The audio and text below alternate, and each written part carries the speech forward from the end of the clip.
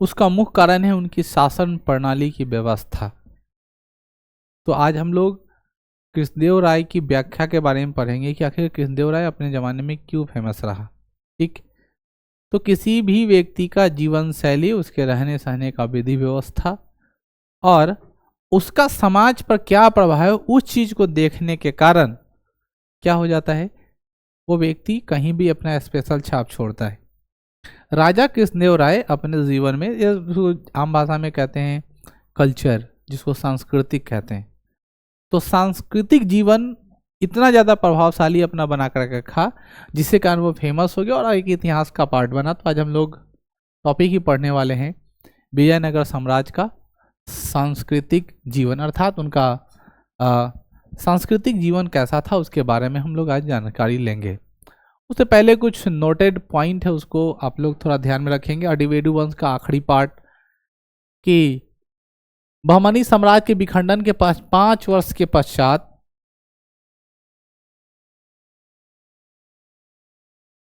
इन राज्यों के बरार को छोड़कर शेष 4 राज्यों, अच्छा इसका कोई जरूरत नहीं है तो आप लोगों को पढ़ा दिए। चलिए हम लोग सांस्कृतिक जीवन का ही टॉपिक शुरू करते हैं।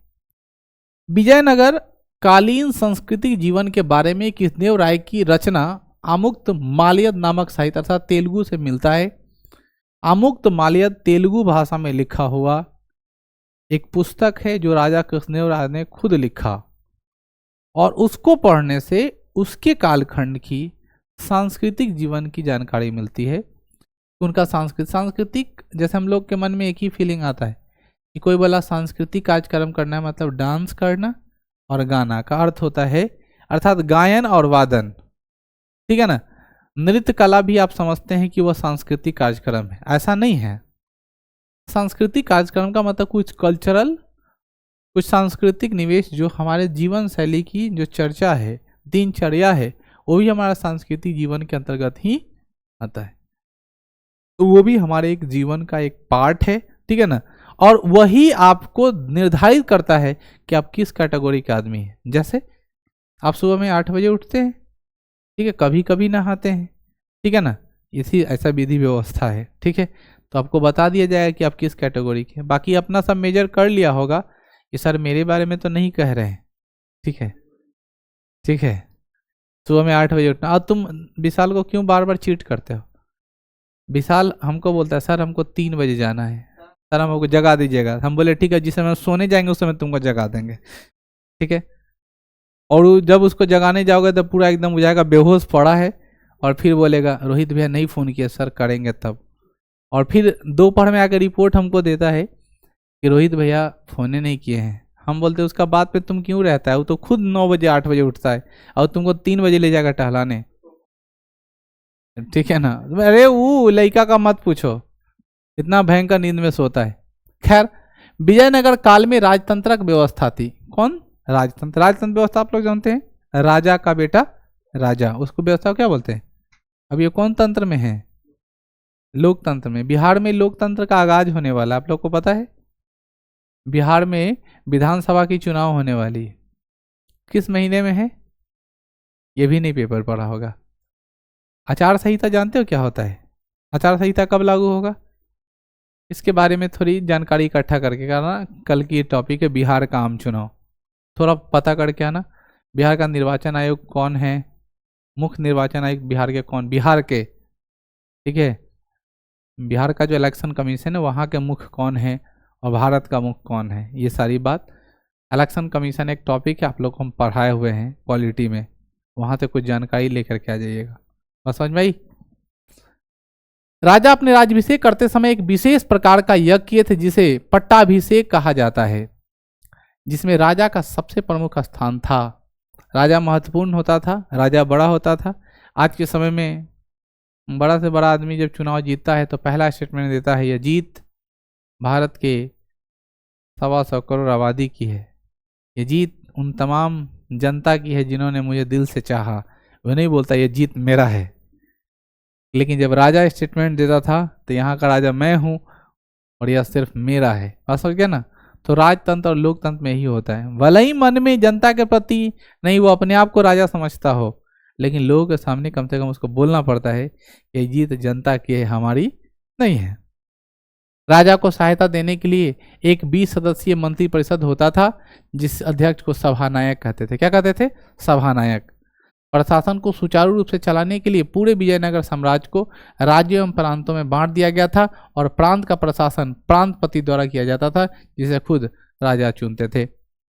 जैसे आज के समय हम लोग छोटे छोटे मंत्री परिषद को चुनते हैं अलग अलग विभाग को चलाने के लिए, उसी तरह ये राजा का बहुत बड़ा राज होता था। उस राज्य को चलाने के लिए उसको अलग अलग छोटे छोटे, जैसे आप लोगों को पता है कि एक जिला होता है, उस जिला को हम लोग अलग अलग प्रखंड में बांटते हैं, उस प्रखंड को अलग अलग पंचायत में बांटते हैं और उस पंचायत को अलग अलग वार्ड में बांटते हैं और सबको चलाने के लिए एक विशेष आदमी को रखते हैं। वार्ड को चलाने के वार्ड सदस्य रखते हैं, पंचायत को चलाने के लिए मुखिया रखते हैं, है कि नहीं। अब वो क्या करता है, जनता के जनमानस की समस्या को लेकर के बड़े ऑफिसर तक पहुंचाता है। और बड़ा ऑफिसर, जैसे हम नरेंद्र मोदी के हेलीकॉप्टर को रुकवा दें, बोले नरेंद्र मोदी रुक, रोड ढाले के वाला, नरेंद्र मोदी आपका रोड ढाल देगा और तो पागल हो जाएगा ना कि इतना बड़ा रकबा है। लेकिन क्या है, एक प्रोसेस बना हुआ है कि नरेंद्र मोदी एक बल्क मॉडल में किसी को पैसा दे दिया होगा इस विभाग को और छोटे स्तर पर आ गया होगा और छोटा छोटा आदमी समस्या लेके जाता होगा कि फलाना के घर के पीछे 500 मीटर का सोलिंग बनाना है, लेके गया, जेई पास कर देगा और फिर बन के है कि नहीं। तो तंत्र बनाया हुआ है। राजतंत्र में भी ऐसी व्यवस्था थी और उस व्यवस्था में क्या होता था, छोटे छोटे प्रांत बनाए जाते थे। उस प्रांत का जो मेन होता था वो कौन चुनता था? राजा खुद, क्योंकि वो किसको चुनेगा?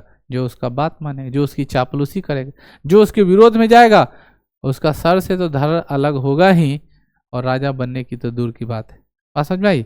इसलिए राजा का बहुत कम लोग विरोधी होते थे और जो विरोधी होता था वो पावरफुल होता था, उसके पास कुछ कर गुजरने की क्षमता होती थी, लड़ने की क्षमता होती थी, चीजों को वो कुछ कर सकता था। देखो कृष्णदेव राय के काल में प्रांतों की संख्या कुल कितनी थी? 6। आप लोग को याद है महाजनपद कितने थे? महाजनपद की संख्या कितनी थी? 16 महाजनपद थी।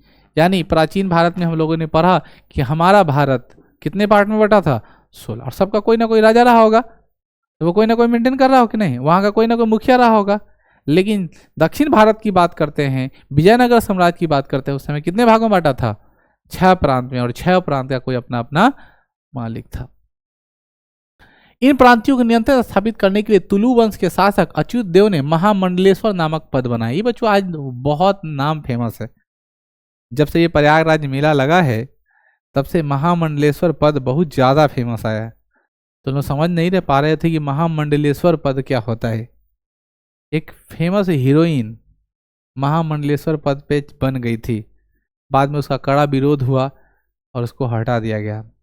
जिस क्षेत्र का जो कोई मालिक होता है, जिस क्षेत्र का वो सर्वे सर्वा होता है, उसको महामंडलेश्वर कहा जाता है। जैसे हम कह सकते हैं स्टूडेंटपुर का हम महामंडलेश्वर हैं, I mean, सर्वे सर्वा हैं इसके, हम जो चाहेंगे वो होगा। आज के समय उसको हम लोग CEO बोलते हैं, चीफ एग्जीक्यूटिव ऑफिसर, मेन आदमी, डायरेक्टर आप कह सकते हैं। जिस चीज का वो मालिक हो, सत्ता उसके अधीन हो, वह उसका क्या कहलाएगा? महामंडलेश्वर। आजकल हम लोग CEO नाम रखे हैं, डायरेक्टर नाम रखे हैं, उस जमाने में क्या होता था? महामंडलेश्वर। अब समझ आ गया? विजयनगर साम्राज्य में कई प्रशासनिक इकाइयों को वर्गीकृत किया गया था, जिनमें निम्नलिखित हैं। कई प्रशासनिक वर्गीकृत किया था, मतलब अलग अलग प्रशासनिक चीजों को वर्गीकृत किया था। पहला भाग क्या है? मंडलम। दूसरा भाग क्या है? कोट्टम बल्लालू जिला है, यानी मंडलम को क्या बोलते थे? प्रांत। आज भी आप लोग देखोगे मंडलम का दूसरा नाम बनेगा अनुमंडलम। आज है, जानते हो तुम्हारा अनुमंडल कौन सा अनुमंडल है? गंदा आदमी हो तो लोग। कौन से अनुमंडल में रहते हो? तिरहुत अनुमंडल में। जाति आवासीय कभी बनाए हो? तिरहुत प्रमंडल है, अनुमंडल नहीं। अनुमंडल कौन है आपका? पश्चिमी अनुमंडल है। आवासीय जब बनाइएगा उस पर साफ साफ लिखा रहता है। आप लोग आवासीय प्रमाण पत्र बना रहे हैं, उसकी क्या है वेरिफिकेशन? वही तो है कि आपका घर कहाँ है, किस अनुमंडल में पड़ रहा है। जब आप कोई ऑफिसर बनिएगा तो आदमी वेरीफाई करने आ जाएगा, पता का लगाने आ जाएगा कि वहीं का आदमी है कि नहीं। आपको शायद नहीं पता होगा, जब आपकी एक गज नौकरी होगी ना, आपको 3-4 रजिस्टर्ड व्यक्ति से आपको सिग्नेचर करा के वेरीफाई करा के ले जाना होगा कि हम ही हैं नवीन कुमार, सिग्नेचर करिए। जैसे रिटायर्ड हेड मास्टर से, एक वकील से, एक अच्छे जिसके सिग्नेचर का वैल्यू हो, गैजेट सिग्नेचर जो करता हो। नहीं, उसी टाइम, ठीक है ना। और कैरेक्टर भी बनवाना पड़ता है उसी टाइम, डिमांड है ऑफलाइन का। वो जो फार्मूले, हाँ वो जो बनता है, सो ये सारे प्रोसेस होते हैं। डॉक्यूमेंट वेरिफिकेशन इतना आसान काम नहीं है। और अच्छा, जितने सारे जॉब है सब में, हाँ वेरीफाई करना होता है अपने आप को। मेरिट आ जाने के बाद वो वेरीफाई करा कर देना होता है। बैंक में जाइएगा तो सबसे पहले, हाँ हाँ, पहले आपका नाम मेरिट में तो आए तब ना आपकी हम जांच कराएंगे कि आप अच्छा हो या नहीं। अब सबका हम जांच करा ले, पता चले ये तो चुट्टा निकले तो कुछ ऐबे नहीं करता है। वो भी टाइम देना उस पर चाहता है, वो ऐसा हो जाता है बच्चों। वही सोचो सीट कुछ खाली हो जाता है कि जिसका मेरिट में भी नाम आ गया, पढ़ने में तेज है, लेकिन पता चला चुट्टा है। जैसे बिहार में एक टीचर बीपीएससी में हुआ, वो जेल में पढ़ रहा था और फिर जेल से ही टीचर में उसको हो गया। वो आया था नियुक्ति पत्र लेने गांधी मैदान में। तो हमारा प्रोविजन है, प्रावधान है, संवैधानिक अधिकार देता है कि आप जेल से एग्जाम दे सकते हैं, पढ़ सकते हैं। तभी तो गोपाल कृष्ण गोखले जैसे व्यक्ति गीता नामक पुस्तक का रचना करते थे, गांधी जी का राजनीतिक गुरु। बाल गंगाधर तिलक, सॉरी, गांधी जी का राजनीतिक गुरु तो गोपाल कृष्ण गोखले थे। बाल गंगाधर तिलक जब गए जेल, तो जेल में वहां पर लिखते हैं, स्वराज हमारा जन्मसिद्ध अधिकार है, मैं उसे लेकर रहूंगा। गीता किताब लिखते हैं। मांडली जेल में जब उनको भर्ती कराया गया था, इतिहास की बात है। हाँ,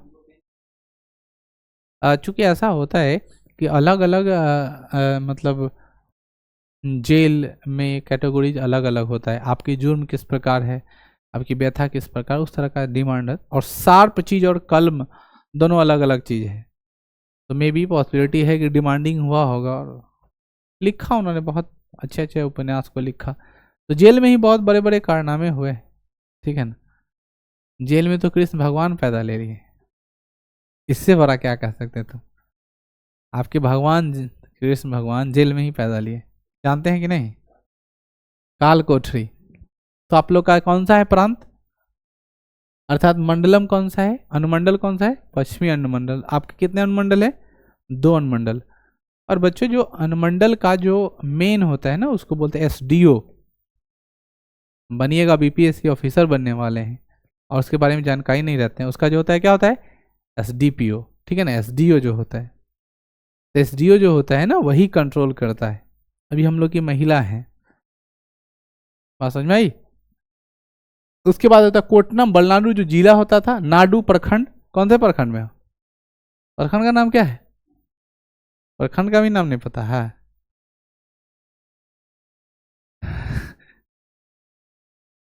इतना कॉमन सेंस तेज है। ऐसा नहीं कि पूछेंगे नाम क्या है तो बोले आए क्या बोले सर। मेला ग्राम 50 गांव की एक इकाई होती थी, मेला ग्राम जिसको हम लोग बोलते थे। और ग्राम प्रशासन की सबसे छोटी इकाई जो आज के समय भी होता है, ग्राम जिसको मोहल्ला कहते हैं, कस्बा कहते हैं, ठीक है ना, टोला कहते हैं, ठीक है ना। तो आप लोग का अलग अलग टोला होता है, ठीक है। पुराने ज़माने में जो मुर्दा होता था, आज भी ऐसी प्रोसेस है कि मुर्दा जो होता था ना, वो उसका दक्षिण तरफ सिर करके रखा जाता है। आज भी दक्षिण तरफ मुर्दा को, मरा हुआ व्यक्ति को, मृत शरीर को। पुराने जमाने में छोटा आदमी को, किस आदमी को, छोटा जात के लोगों को गांव के दक्षिण दिशा में रखा जाता था, उसको मरा हुआ माना जाता था। जितने क्षुद्र जाति के लोग होते थे उसको दक्षिण दिशा में रखा जाता था और उसका नाम था दक्षिण टोला। उसका नाम ही होता था दक्षिण टोला। नहीं नहीं, दक्षिण टोला नहीं नहीं, दक्षिण टोला की तरफ, उत्तर की तरफ मुंह करके, ठीक है ना।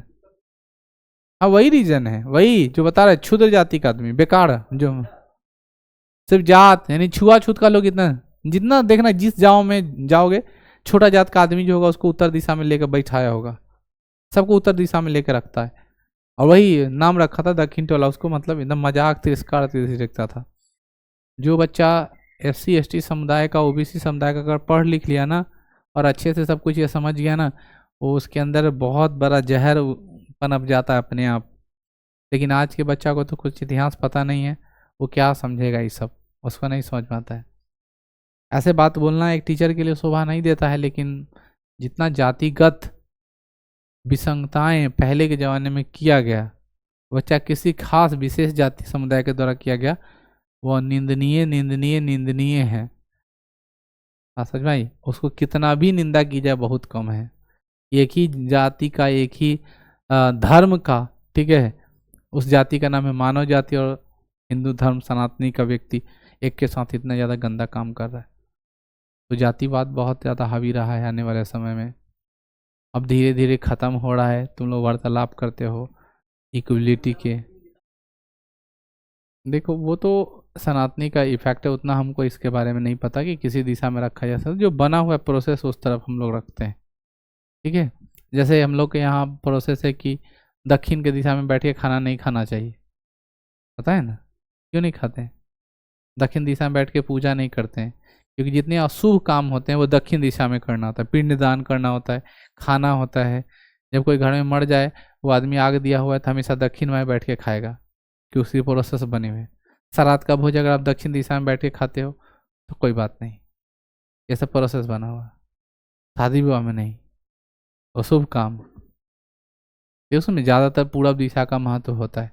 देखोगे वरमाला होता है तो बोलता है पूरा पश्चिम हो जाने के लिए, तो हुआ है नहीं, क्या अनुभव रहेगा, ठीक है। चलो आगे, अब मेरा मत पूछना, हम हमेशा करवाते रहते हैं इसीलिए अनुभव है, ठीक है। देखो ग्राम की चर्चा करते हैं हम लोग। ग्रामीण प्रशासन को सुव्यवस्थित देने के लिए 12 सदस्यों की एक परिषद कार्य करती थी। व्यवस्था आयंगर व्यवस्था का, ये वाला है ना बच्चों, ये 12th में है। आयंगर व्यवस्था से क्या समझते हैं? राजा कृष्णदेव राय ने अपने राज साम्राज्य को विकसित मजबूत करने के लिए, ठीक है, 12 सदस्यीय कमेटी बनाई थी, जिससे ग्रामों की व्यवस्था क्या करा जा सकता, चला जा सके। अरे आज के समय वार्ड लोग का मिश्रण नहीं होता, एक लोग नहीं बैठ के मीटिंग करता है, तो वार्ड सब अपना आता है और क्या करता है, अपने गांव की समस्या को नहीं बताता है। सब वार्ड बैठेगा और मुखिया को प्रॉब्लम बताए। उसी तरह इस व्यवस्था को हम लोग क्या बोलते हैं, अयंगर व्यवस्था। कितने सदस्य होते थे? 12 सदस्य। 12 सदस्य कमेटी को हम लोग क्या बोलते थे? अयंगर व्यवस्था। आइए, इस प्रांत को मंडलम के नाम से भी जाना जाता है। प्रांत जिसको मंडल जो हम लोग कहते हैं, मंडल को जिला कोर्ट में बांटा गया है और पुनः जिला को परगना अर्थात प्रखंड में बांटा गया, जिसे नाडु कहा जाता है। इस काल में प्रशासन की सबसे छोटी इकाई गांव ही होता था, जिसे उड़ कहा जाता था, और गांव का प्रधान को क्या कहते थे? गामी। उड़ का मतलब गांव ही होता था। विजयनगर काल में प्रशासनिक क्षेत्र में एक नई व्यवस्था, नयंगर व्यवस्था का प्रचलन हुआ था। इस व्यवस्था के तहत अधिकारियों को नगद वेतन के बदले भूमि अनुदान दिया जाता था। एक है अयंगर व्यवस्था और एक है नयंगर व्यवस्था। अयंगर व्यवस्था 12 सदस्यीय कमेटी का था, जिसका काम होता था गांवों को सुरक्षा प्रदान करना, गांवों की विधि व्यवस्था को ध्यान देना, गांवों का कितना अधिक से अधिक डेवलपमेंट किया जा सके उस पर वार्तालाप करना। जबकि नयंगर व्यवस्था की थी कि जो भी अधिकारी लोग काम करते थे उन अधिकारियों को क्या देना है? नगद पैसा के बदले जमीन देना है, भूमि अनुदान देना है। यानी जमीन आपको मिलेगा, काम के बदले पैसा नहीं मिलेगा। आज के समय में हम लोग क्या करते हैं, कमा के क्या करोगे? सोचो पहले की व्यवस्था ऐसी थी कि जब हम लोग किसी आदमी से काम कराते उसके बदले में अनाज देते थे, जब हम लोग को काम कराते थे उसके बदले में जमीन देते थे, तो ना उसके पास पैसा होता था ना पूछ पाछ करता था। आज हम लोग क्या देते हैं? पैसा। अब किसी के पास पैसा मिलेगा तो कोई अपने बच्चे को पढ़ाएगा, कोई किताब खरीदेगा, कोई कपड़ा खरीदेगा, कोई ज़मीन खरीदेगा, कोई गहना खरीदेगा, कोई शराब खरीदेगा। अगर काम के बदले अनाज देते तो आज के समय तुम कल्पना करो कितनी अच्छी व्यवस्था थी। हो सकता है इसके बहुत निगेटिव मायने भी हो सकते हैं, लेकिन उस जमाने में कितना लोग, कोई गलत सामान नहीं खरीद सकता, उसको अन्न नहीं मिलेगा तो अन्न का क्या करेगा? खाना ही पड़ेगा ना, उसका बच्चा तो भूखे नहीं मरेगा। अब तुम सोचोगे सर आजकल भूखे कहाँ मरता है। कुछ लोग ऐसे भी हैं, रिक्शा चालक, ठेला चालक, या बहुत लोग ऐसे हैं जिनके घर पे दाने के लाले पड़े हैं, और वो आदमी कमाता है 500 लेकिन सबका शराब पी जाता है। घर में दाना नहीं लेके आ रहा है, अपने कमाएगा बाहर खा लेगा, घर में दाने के लिए लोग तरस रहे हैं। फिर महिला काम करने निकल रही, परिवार को आगे बढ़ाने की कोशिश कर रहे है कि नहीं? तो हमको लगता है कि नेंगर व्यवस्था के एंगल से क्या था, ठीक था। लेकिन हम कह रहे हैं कि सिर्फ मजदूरी के बदला सिर्फ जमीन देना ये भी कहीं का ठीक नहीं, सिर्फ अनाज देना, क्योंकि उससे विकास में क्या होगा? बाधा। क्योंकि हम दुकान में कोई अच्छा सामान नहीं खरीद सकते, कहीं कोई चीज़ नहीं हो। ऐसा तो नहीं कि हाँ ठीक है पहला सामान दे दीजिए, अपना जमीनों से 2 बीता दे दे, वो ऐसा तो पॉसिबल है? तो उसमें क्या होता है, विनिमय प्रणाली में बहुत ज़्यादा दिक्कत होने लगा, धीरे धीरे वो व्यवस्था समाप्त हो गई, क्योंकि वो बहुत परेशान, हर एक चीज़ के लिए जमीन। जैसे आजकल आदमी का हो गया है, अकाउंट में 500 रुपया नहीं रहेगा, गोलगप्पा खाएगा तो ऑनलाइन, 10 रुपया कोई सामान खरीदेगा बोले ऑनलाइन, खाली ऑनलाइन ऑनलाइन का ऐसे बात करेगा जैसे 200-400 करोड़ का मालिक हो, झुंझुना कर रहता है 500 रुपये। अब बोलेगा 700 का सामान खरीदे ना ऑनलाइन, ना पापा से पैसा मांग भाई, तब ऐसा है। तुम लोग का बना कि नहीं ऑनलाइन अकाउंट? पेटीएम वाला दोस्त दिखाते हो कहीं दुकान में जाके? क्या है? ओ अपना आएगा तब बनाओगे। तुम्हारा अकाउंट एक्टिव नहीं किया हो? तुम लोग अपना नहीं बना रहे अकाउंट, तो फॉर्म कैसे भरोगे? अभी जैसे रेलवे की वैकेंसी आई है, अभी फॉर्म भरे, उसमें अकाउंट डिटेल देना होता है। किसका? रिफंडिंग का। एग्जाम दोगे, एग्जाम में सिर्फ बैठ जाओगे और एग्जाम तो नहीं पास होगे, तुम्हारे 400 फिर वापस आ जाएंगे। किस अकाउंट पे आएंगे? अब तो पैसा पेड कर चुके हो, अपने अकाउंट का डिटेल नहीं भरोगे, सारी जानकारी नहीं भरोगे, तो जो भाड़ा है वो मजा मार लेगा ना। इसीलिए अपने अकाउंट अपने आईएफएससी कोड, जैसे हम भाई जिसका भर रहे हैं तब करते हो भाई, अपना तो है, मेरा ही पैसा लग रहा है तो तुम लगाएंगे ही ना। हमने बात अपना अकाउंट, अब उसका भर देंगे, उसका डिटेल भर देंगे, उसके अकाउंट में पैसा चला जाएगा। ये सब बात है, आज के समय ऐसे मैंडेट चीज़ है। इक्का दुक्का रखिए, एटीएम कार्ड रखिए, ठीक है ना, ये सब बहुत जरूरी वाली चीज़ है। आप कहाँ जा रहे हैं, कैसे जा रहे हैं, किस अवस्था में जा रहे हैं, तो प्लीज़ रखिए इसको। आइए हम लोग आगे बात करते हैं। यहाँ पे क्या लिखता है कि इस काल में दान में दी गई भूमि को अमरम भूमि कहा जाता था, और इस भूमि को प्राप्त करने वाले को अमरनायक कहा जाता था। यह भूमि पूरी तरह से क्या होता था? Tax free. एक देहाती कहावत है, दान की बछिया के दांत नहीं देखे जाते, और इसी का उल्टा कहावत है, सरल गाय बभन के दान। अर्थात जब वो कोई सामान फ्री में मिले ना, तो हमें ये नहीं पसंद करना कि कैसन है, इसीलिए कहावत बना कि दान की बछिया के दांत नहीं देखे जाते, कि कई दांत है, बुढ़िया है कि क्या है। और इसका उल्टा कहावत है, सरल गाय बभन के दान, अर्थात बेकारे चीज लोग किसी को दान करता है। अब हम कुछ नहीं बोल रहे हैं कि कोई लड़की को कोई दान कर रहा है, बाकी आप लोग खुद समझदा।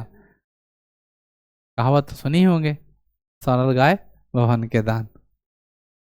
और लड़का लोग को चाहिए कि दान के बछिया के दांत नहीं देखे जाते हैं।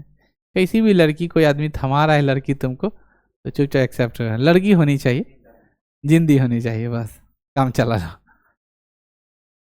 इस काल में पुलिस व्यवस्था काफी मजबूत था। सैन्य विभाग को कंदाचार कहा जाता था और प्रमुख सेनापति पॉलीगढ़ कहा जाता था। आजकल में पुलिस का व्यवस्था बहुत तगड़ा था। बिहार के पुलिस व्यवस्था के बारे में अभी क्या बोलिएगा? बिहार की पुलिस व्यवस्था के बारे में आज के समय क्या बोलिएगा?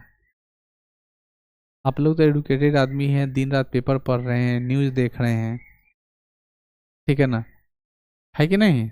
कुछ ना कुछ तो जानकारी होगा। बिहार की पुलिस व्यवस्था की स्थिति कैसी है? अच्छा, मॉडरेट या बेकार? मॉडरेट बोले तो ठीक ठाक, बहुत अच्छा भी नहीं तो बहुत खराब भी नहीं, ठीक ठाक हो। नीतीश कुमार का समर्थक हैं आप? हाँ, चलिए।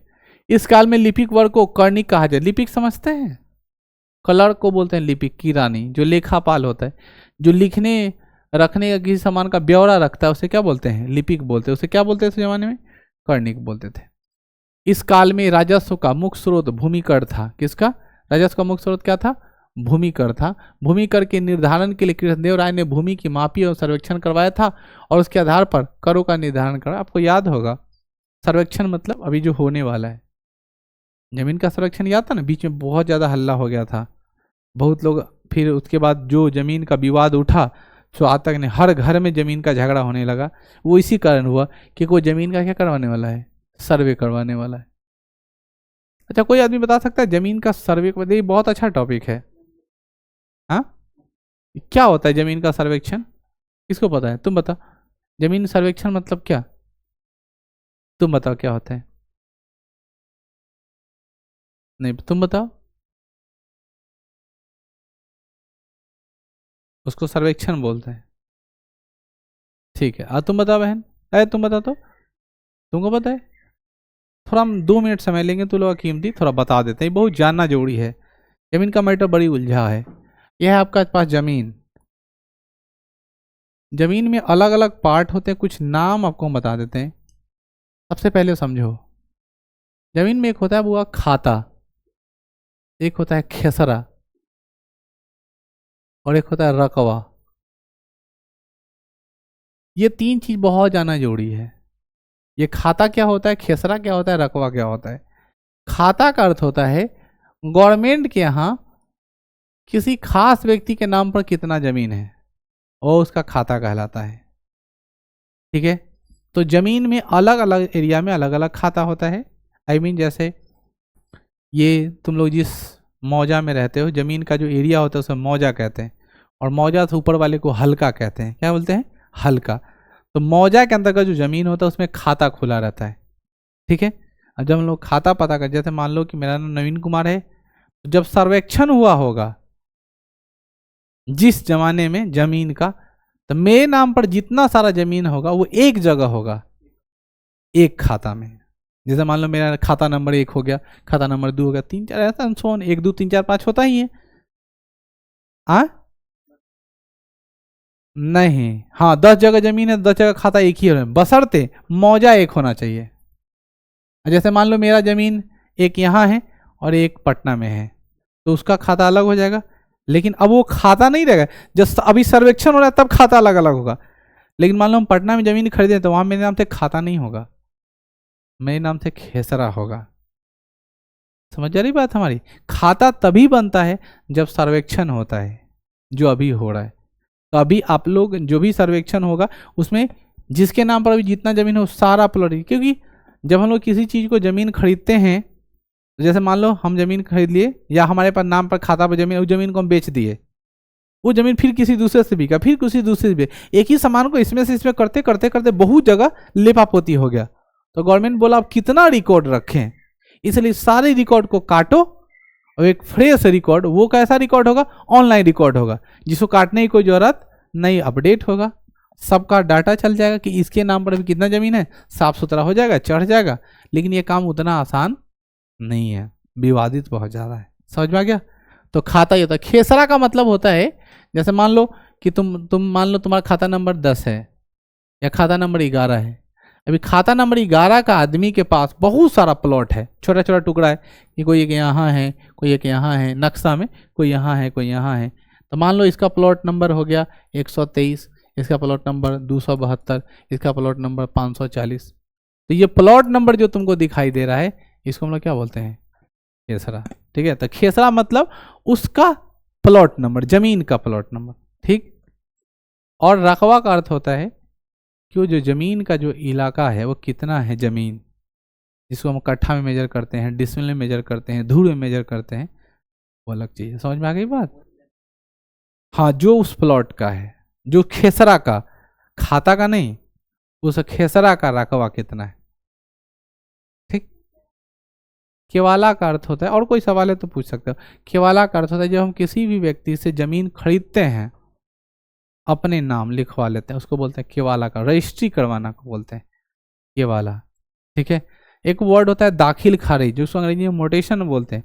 दाखिल खारिज का अर्थ होता है यही, किसी के नाम पर जो खाता है उस खाता को अपने नाम पर ट्रांसफर करवा लेना। तो कब होता है, जब आप केवाला करा लेते हैं तब अपने नाम ट्रांसफर कराते हैं, उसको बोलते हैं दाखिल खारिज। तो पहले केवाला होता है, उसके 2 महीना बाद ब्लॉक स्तर पर जाता है, आप वो पेपर दिखाइएगा तो वो जमीन अब आपके नाम हो जाएगा, उसको बोलते हैं दाखिल खारिज।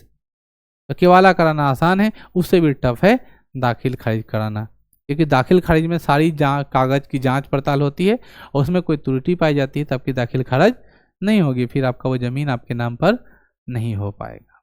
और कोई दिक्कत। डिसमिल का अर्थ होता है जमीन का मेजर करने का एक तरीका, जैसे हम लोग कपड़ा को मीटर में मेजर करते हैं उसी तरह जमीन को डिसमिल में मेजर करते हैं। वर्तमान समय में 1 डिसमिल बराबर 5 धुर होता है, अर्थात 1 कट्ठा में 4 डिसमिल जमीन होता है। तब जितना कट्ठा होगा उतना डिसमिल से डिवाइड करते, 4 से काम चलता रहे। 1 कट्ठा में 4 डिसमिल जमीन। ठीक है, समझ में आ गई। 5 धुर इक्वल टू 1 डिसमिल जमीन इस एरिया का। अगर स्क्वायर फीट में मेजर करें तो 1760 square feet is equal to 1 कट्ठा, ठीक है, नए वाले मेजरमेंट में। लेंथ और बेस को गुना कर दो, 1760 स्क्वायर आ गया, वो 1 कट्ठा जमीन हो गया। कोई आदमी 10 धुर जमीन ले रहा है तो 880 स्क्वायर फीट होगा। कोई आदमी 5 धुर जमीन ले रहा है तो इसको और आधा कर दो, 440 स्क्वायर फीट। स्क्वायर फीट में अगर मेजर करें तब, डिसमिल में मेजर करें तो 1 डिसमिल जमीन है, ये 2 डिसमिल जमीन है, ये 4 डिसमिल जमीन है। कट्ठा मेजर करे तो 1 कट्ठा जमीन है, ये आधा कट्ठा जमीन है। एक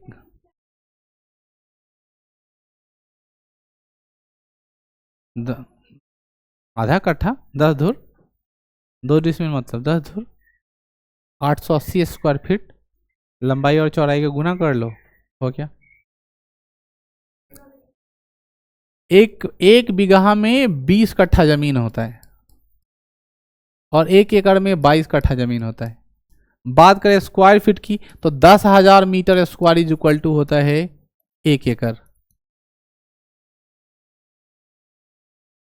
1 बीघा में 20 कट्ठा जमीन होता है, 1 कट्ठा में 20 धुर जमीन होता है।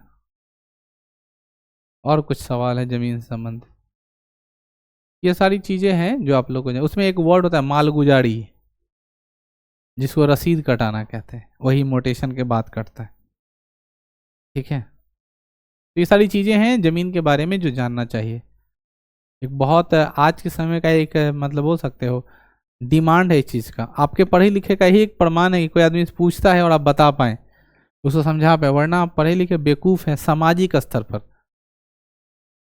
कोई आपको कागज दे रहा है और बोल रहा है खाता और खेसरा, तो खाता खेसरा आपको कुछ समझ में नहीं, रकवा, तब सब इतना पर समझो, ठीक है ना। जमीन का एक होता है बुआ चौहद्दी, क्या होता है, तो किसी को पता है? सीमान, सीमान का मतलब जमीन का रिलेटेड नहीं है, शुद्ध सीमान का अर्थ होता है जैसे आपका जहां तक गांव समाप्त होता है उसको सीमान बोलते हैं। जैसे आपका शादी ब्याह होगा और जब आदमी उसको चाहता है एक ही बार में सब कुछ विध करने वाला, या घर में पूजा वूजा होता है, देवी देवता का होता है ना पूजा, तो देखना ये गांव खत्म होने वाला रहता है, दूसरा गांव जहां से शुरू होता है ना, वहां पे भगत जी बाजा उजा लेके जाता है पूजा करने।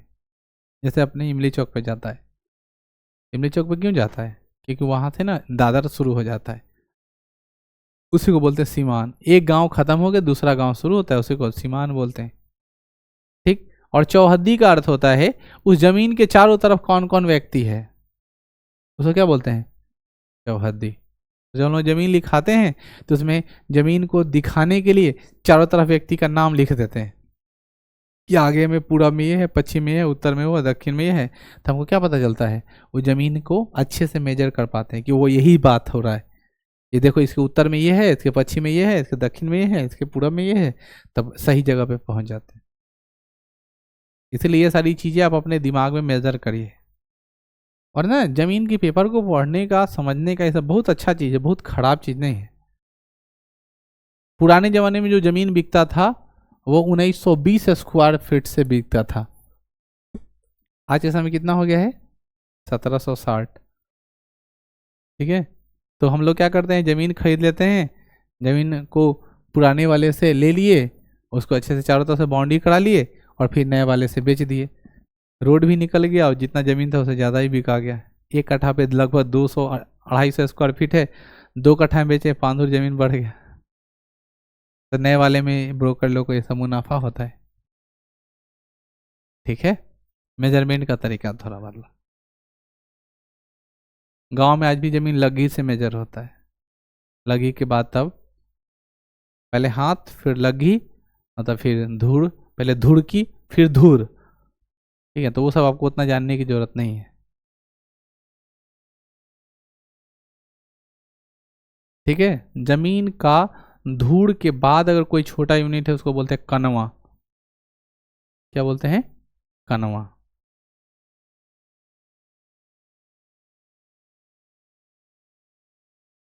इसी का पार्ट 20वां पार्ट धुरकी का। चलिए हम लोग पढ़ाई पे आते हैं। जमीन के बारे में थोड़ा जानो, ये बहुत दिलचस्प इंटरेस्टिंग है, जानना चाहिए। आज का बोले ना जीवंत मुद्दा है, पिताजी कुछ बात कर रहे हैं, तुमको कुछ समझ में नहीं आ रहा कि क्यों इतना टेंशन में जी रहे हैं, क्या है, माँ इतना परेशान है, हो क्या रहा है। तो तुम लोगों को समझ में आएगा तब ना। तुम्हारा संपत्ति तुम्हारे सामने रहेगा, कोई दूसरा लेके जा रहा है, तुमको पता ही नहीं रहेगा। तो तुमको ये सब चीज़ समझना पड़ेगा। Dates called paper. बहुत टफ होता है ये सब चीज़ समझना। समय रहते सबको जानना चाहिए, समझना चाहिए। कहीं पे मेजरमेंट हो रहा है, जमीन की मापी हो रही है, तो वहाँ पे खड़ा होकर के सीखो चुपचाप बागर की तरह कि हो क्या रहा है, चल क्या रहा है इधर। जैसे मान लो कि तुमको पता करना है कि कितना कट्ठा में बना हुआ है, तो कैसे निकालोगे? लंबाई चौड़ाई को गुना करो, 1760 से भाग दो, कट्ठा का पार्ट निकले। बात समझ में आई? चलिए पढ़ाई करते। तो जमीन में जो सर्वेक्षण जो कराया गया, मापी जो कराई, तो सर्वेक्षण क्यों कराया जा रहा है, पता चल गया ना क्यों कराया जा रहा है? ये ना कागजी प्रक्रिया से बचने के लिए। बहुत बड़ा बड़ा रजिस्टर हो गया है, और किसी का जमीन का रिकॉर्ड मिलता है, किसी का नहीं मिलता है, और कितना पेपर गल गया, अब उसका रिकॉर्ड नहीं है, लेकिन वो जमीन है मेरे पास। तो उसका व्यवस्था बनेगी, गांव के 10 आदमी कह देगा कि हाँ एकड़े जमीन है, तो ठीक है मान लिया जाएगा, आपका सर्वेक्षण कर दिया जाएगा, आपके नाम पर खाता हो जाएगा आपका। है विरोधी निकल गया तो उसको साबित करना होगा कि तो कैसा नहीं है। ऐसे कैसे विरोधी निकल जाएगा? तुम इतना दिन से जान रहा है कि हम ये में घर बना के रह रहे हैं, इतना दिन से तो नहीं पता है कि फलानवा का जमीन है? कौन नहीं जानता है? गांव के आदमी का नहीं पता है कि एक एकड़ जमीन है? वो तो पुरखों से चला आ रहा है, कागज भुला गया। गवर्नमेंट ऐसा व्यवस्था लगाया है। तुम लोग को लगता है कि यहाँ थोड़ा मोड़ा तेल बेल हो जाता है, लेकिन प्योर जो गांव है वहां तो लोग 4 4 पूछ के बात याद रख लेता है कि केकर जमीन है। अब जाओगे ओकरा खाली दूरा पर बैठ जाओगे, अब एगो बूढ़ आदमी को बैठा लो, आप पूछ लो ओकरा कितना जमीन है, तो बता देगा ए ओकरा कहाँ जमीन है, ओकरा हो एतेक जमीन, ओकरा ओतेक जमीन। यहाँ तुम लोग से पूछेगा तो नहीं पता रहे केकरा केकरा जमीन है, कुछ नहीं पता है। लेकिन गाँव में जाओ, एक लंग बैठ जाओ, पूरा आदमी के बायोडाटा खुल जाता है। क्योंकि गांव के आदमी यही फेरा में रहता है कि कौन केकड़ा जमीन खरीद रहा है, कौन बेच रहा है, केकड़ा पास कितना जमीन है। पाकड़ के पेड़ में बढ़ जाना है, खैनी रगड़ा ही रहना है, ये बात बतियाना है। लोग यही काम करता है।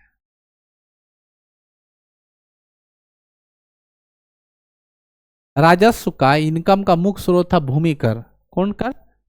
लैंड टैक्स, जो आजकल हम लोग भी देते हैं। कैसे? जब हम लोग जमीन रजिस्ट्री कराते हैं तब। पता है ना बच्चों, हम लोग कौन टैक्स देते हैं? भूमि टैक्स देते हैं। इस काल में समस्त भूमि को 4 भागों में बांटा गया था। पहला भूमि कौन है? सिंचित भूमि। सिंचित भूमि मतलब पानी पटन, ऐसी भूमि जिसमें बिना सिंचाई के संसाधन का प्रयोग करके अच्छी उपज उन्नत किया जाता था। शारीरिक भू राजस्व वसूली इसी भूमि से होती थी। मतलब बिना सिंचाई, कहीं अपने आप नमी बहुत ज्यादा होता था, फसल उग जाता था, टैक्स इसी से ज्यादा लेते थे। दूसरा भूमि है ऊसर भूमि। इस भूमि पर प्रतिवर्ष कृषि कार्य नहीं होता था, मतलब हर साल नहीं होता था, एक साल होता था, एक साल नहीं होता था। तीसरा है बागानी भूमि। यह भूमि को कहा जाता था जहां बड़े बड़े बाग लगाकर कृषि कार्य किया जाता था, जैसे आम का बागानी, लीची का बागानी, ठीक है ना, जो आप लोग जानते हो बागानी कृषि।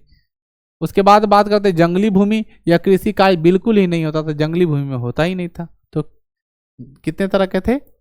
4 तरह के। इस काल में भूमि को विशिष्ट कहा जाता था। भूमि कर की 1/3 से 120 थी, लेकिन ब्राह्मणों को 1/20 की दर से राजस्व वसूला जाता था, और मंदिरों से 1/30 की दर से वसूला जाता था। अर्थात ब्राह्मणों से लोग टैक्स कम लेता था, राजा लोग ब्राह्मणों को छूट देता था। 1/3 बढ़ा कि 1/6? कौन बताएगा? तुम बता।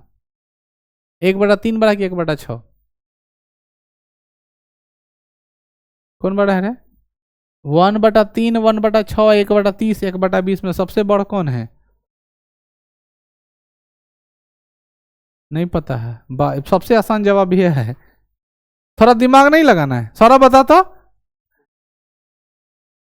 सोच समझ के बोला है कि तो कौन बड़ा है?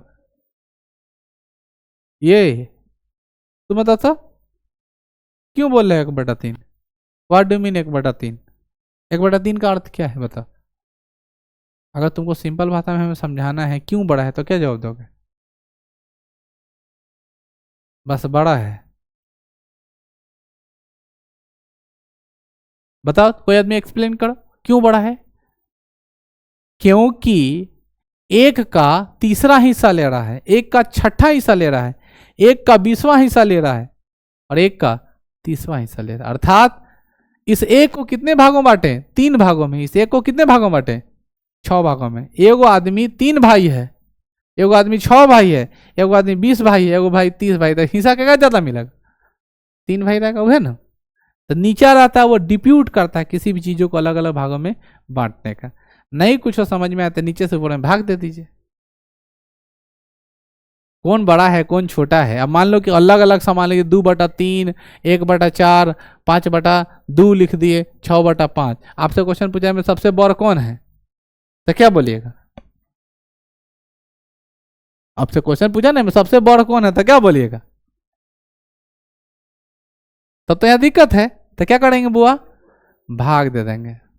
हालांकि ये ज्यादा चांस लग रहा है, ये तो पहले ही नहीं लग रहा है। 2.5 है, यही होगा। 5/2 है मतलब 2.5 सबसे बड़ा है। तो चीजें समझिए, मैथमेटिशियन है थोड़ा बनिए, क्या बात करते हैं आप। तो ब्राह्मणों से कितना हिस्सा लेता था? 1/20, मतलब 20 रुपया वो कमाएगा तो में से 1 रुपया लेगा, जबकि किसानों से 3 रुपया कमाएगा तो 1 रुपया ले लेगा। और मंदिरों से तो लेवे नहीं करता था, नाम मात्र के 30 में से। सोचो कितनी बड़ी व्यवस्था थी, बढ़िया व्यवस्था था। तुम ब्राह्मण हो इसीलिए क्या है? ठीक है ना, ब्राह्मण का बात बतिया रहा है। भू राजस्व के विभाग अथवा आठो विभाग कहा जाता था। इस समय सरकारी खर्च से बनाए गए नहर जल का प्रयोग करने पर किसानों को दासवंदा नामक सिंचाई कर वसूला जाता था। इस समय राजकीय भूमि को भंडारवाद भूमि कहा जाता था और मंदिरों को दान में दी गई भूमि को देवदान भूमि कहा जाता था। आज भी उस जमाने के आप लोग पता करिएगा तो पता चलेगा, मंदिर के नाम पर बहुत बहुत जमीन रहता है, जिसको मठ कहते हैं। नाम सुने मठ? मठ मंदिर के नाम पर बहुत बहुत जमीन रहता है। आजकल तो लोग वर्तमान समय में तो मंदिर का जमीन हपिया लेता है। सोचेगा कि वो बगल में से को दीवार सटा कर जोड़ ले कि अब भगवान के तेक में रहेंगे। हम लोग भगवान के लिए एक छोटा सा मंदिर बनाते हैं, 1 बित्ता का, उसी में भगवान को सेट कर देते हैं। जो पूरे दुनिया को बनाया हो उसको हम लोग इतनी जगह में सेव कर देते, उसी में सुरक्षित करके रख रहे हैं। क्या कल्पना कर सकते हो कि बनाया भी होगा भगवान कुछ? जो पूरा दुनिया, वो एक मोटिवेशन का काम करता है कि जो पूरे दुनिया को बनाया का घर छोटा। अक्सर ऐसा परिवार में होता है, बहुत बड़ा घर, ऐसे बहुत सारे एग्जांपल हो सकते हैं कि बेटा पुतोह के लिए बहुत बड़ा घर बनाएगा कोई आदमी मेहनत करके, जब उसका बुढ़ापा आ जाएगा तो उसका घर कहाँ रहेगा? बाहर। शादी विवाह में ये बहुत आप लोग लाइन पढ़े हुए कहीं पे, शादी विवाह में वही व्यक्ति सबसे बेकार कपड़ा पहनता है, सबसे कम दाम का कपड़ा पहनता है, जिसके पैसे पर ये सारा तमाशा होते रहता है कि नहीं? समाज में इस समय महिलाओं की स्थिति काफी अच्छी थी। इन्हें प्रशासन कार्यों में नियुक्त किया जाता था, जिसकी चर्चा पुर्तगाली यात्री नुनीज ने किया था। इस काल में महिलाएं ज्योतिष कार्य एवं मल्लयुद्ध अर्थात कुश्ती में भी हिस्सा, भाई स्थिति बहुत मजबूत था क्योंकि लड़की कुश्ती में भाग ले रही, तो स्थिति से ही मजबूत रहा होगा। अब की लड़की नहीं लगता कुश्ती में भाग लगे, कुश्ती में भाग लोगे तो मट्टी गिरवा दिए कल का है, ठीक है ना, दूर एक पैर देते वही में। बलौकिया मुर्गी के नाम सुन ले बड़े? बलौकिया मुर्गी नहीं, जो फार्म में होता है। हाँ, एक होता है देहाती मुर्गी, क्या सुनी? अब तुम दोनों का डिसाइड कर लो कौन देहाती है कौन बलौकिया। ऐसा कुछ नहीं। हाँ ये बात तुम सही बोले, कुश्ती में मारपीट नहीं करते, उसमें तो पॉइंट की बात करते हैं, वैसे हाथ हाथ गोल गोल करके ऐसे ऐसे पटकते रहता है। अच्छा चलो छोड़ो, फीमेल में एक जीके का सवाल है, तो लोग बता दो, फीमेल में फेमस कुश्तीबाज कौन है भारत में? छोड़ो कुश्तीबाज का, छोड़ो मुक्केबाज का नाम बताओ, उसके नाम पर फिल्म भी है, प्रियंका चोपड़ा उसका लीड एक्ट्रेस की है। हाँ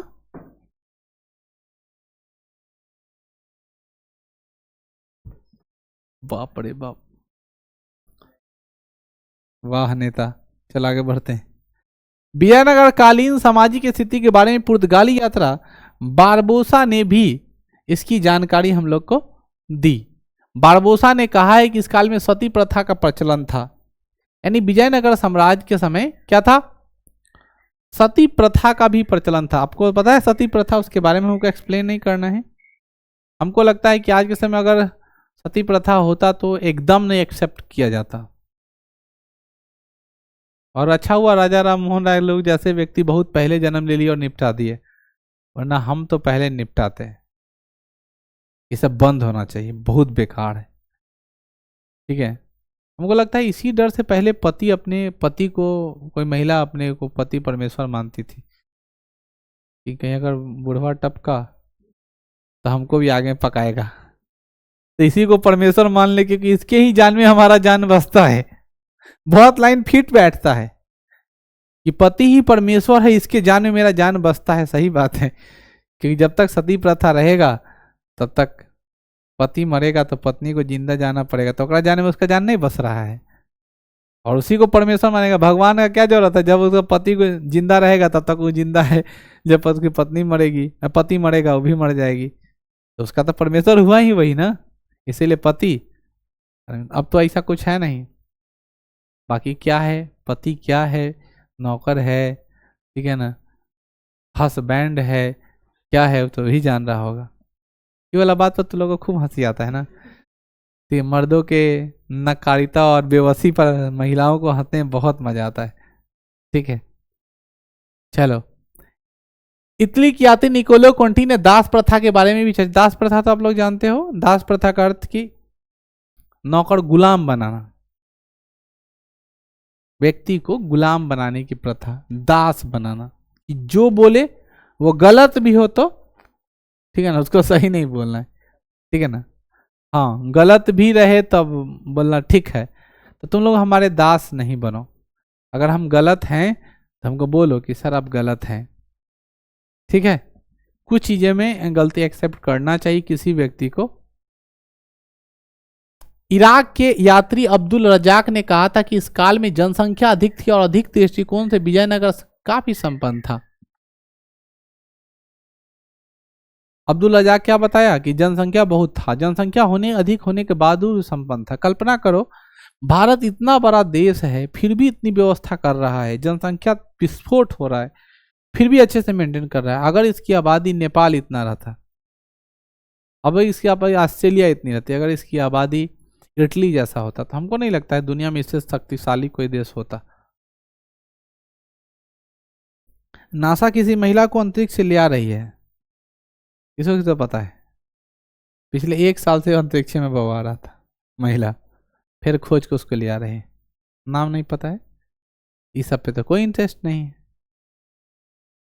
सुनीता विलियमसन, थोड़ा पढ़ो, अभी 1-2 दिन की घटना है, 3 दिन की, कि मिल चुकी है, आने के कगार पे है, अंतरिक्ष से नीचे ले आएगा, उसका भी नया जीवन है। अब तुम सोचो सर ये 9 महीना 8 महीना से क्या खा रहा होगा, कहाँ बउआ रहा होगा, जिंदगी है। तो हमको लगता है कि सुबह गया रात को थोड़ा इधर उधर भुला जाओगे, धरती पर हो, इस प्लानिट से उस प्लानिट में चले गए, ठीक है ना, तो कोई दिक्कत नहीं होगा। पागल हो जाओगे तुम कि बाप रे मुजफ्फरपुर से पटना चले, अब रात कैसे बीतेगा। ये छोड़ के दूसरा जगह पर है जहाँ कोई चांस नहीं कि अब जाएंगे भी कि नहीं, जान जोखिम में जाके ऊपर गया है, और उसको खोजने के लिए फिर दूसरा कोई आदमी गया और फिर खोज के सही सलामत ले आ रहा है। ये बहुत बड़ी बात है, इतना ज्यादा हम लोग का टेक्नोलॉजी बढ़ा हुआ है। हाँ, एक विज्ञान का विद्यार्थी स्कूल में पढ़ रहा था और वो गुस्से में विज्ञान की कक्षा को छोड़कर घर पे आ गया और माँ को बोला माँ हम नहीं पढ़ेंगे। तो बोला क्यों नहीं पढ़े, तो मास्टर उल्टा पुल्टा पढ़ाता है, साला पागल उगल हो गया है। सर को ऐसे नहीं बोलते, सही बोल रहे मम्मी, बोला कि हमारा पृथ्वी आकाश में टंगा है।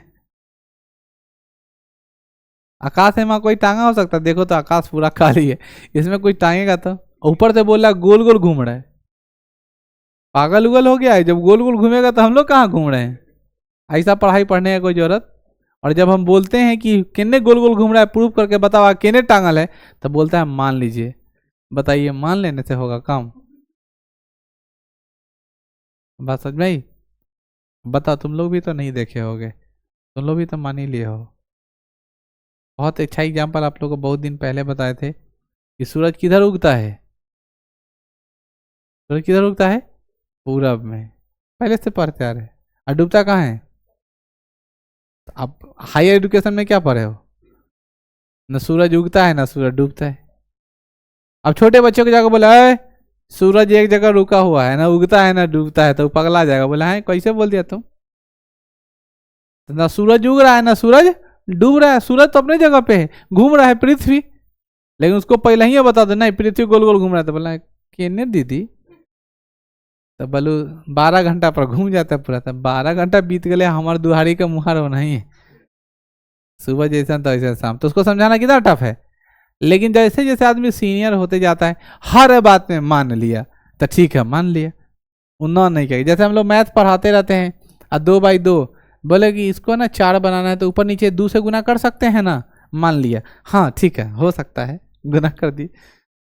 हम लोग को जो बोलता है हाँ हाँ करते थे, खाली समझ में आना चाहिए कि क्यों किया, तो अपना से कर दिए, तो ठीक है अपना से कर दिए थे मान ली। ये मानने वाली बीमारी सीनियर लोग में होती है। जूनियर बच्चा हमेशा ऑथेंटिक पर बात करता है, इसीलिए हम लोग उसको क्या करते हैं, मूर्त चीजें दिखा करके पढ़ाते हैं जो उसके सामने हो। अमूर्त का बात नहीं करते, उस अध्यात्म की बात नहीं कर सकते। जैसे अमूर्त बात बोलिएगा लड़का पागल हो जाएगा, वो जानने की इच्छा हो जाएगी। उसको बोल दो कि करंट चलता है और उजला उजला होता है, पक्का 10 गो में से एक गो लेकर जरूर होगा खुरपाती जो ट्राई करेगा और देखना चाहिए किन्ने उजला उजला रहता है ना। इसीलिए बच्चों के सामने कुछ बोलने से पहले 1000 बार सोचो कि क्या सही है और क्या गलत। बच्चा के सामने कुछ गड़बड़ ना, तुम लोग मेच्योर्ड हो, तुम लोग के सामने कुछ भी बोला जा सकता है। इस काल में मनोरंजन के रूप में शिकार खेलना है, मनोरंजन होता था। और क्या करना है, शिकार खेलना है, शतरंज को खेलना है। शतरंज तो आप लोग जानते हो, ताश खेलना लोग पसंद करते थे। साथ ही वक्षगान और बोमालाट जैसे लोक नृत्य भी प्रचलन था। लोक नृत्य मतलब डांस भी लोग पहले करता था।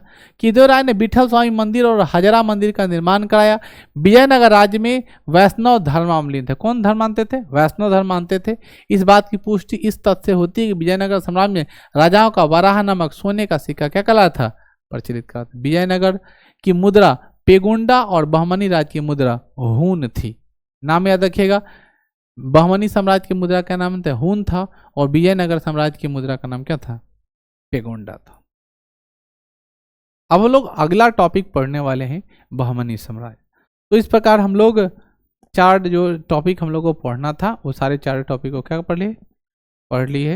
अब हम लोग का बहमनी साम्राज्य एक अलग टॉपिक है, दक्षिण भारत का पार्ट। जिस आप लोग बताए थे कृष्णा नदी के लिए जो आपस में लड़ाई हो रहा था, जिसको कृष्णदेवराय ने हमेशा हमेशा के लिए क्या कर दिया था, खत्म कर दिया था।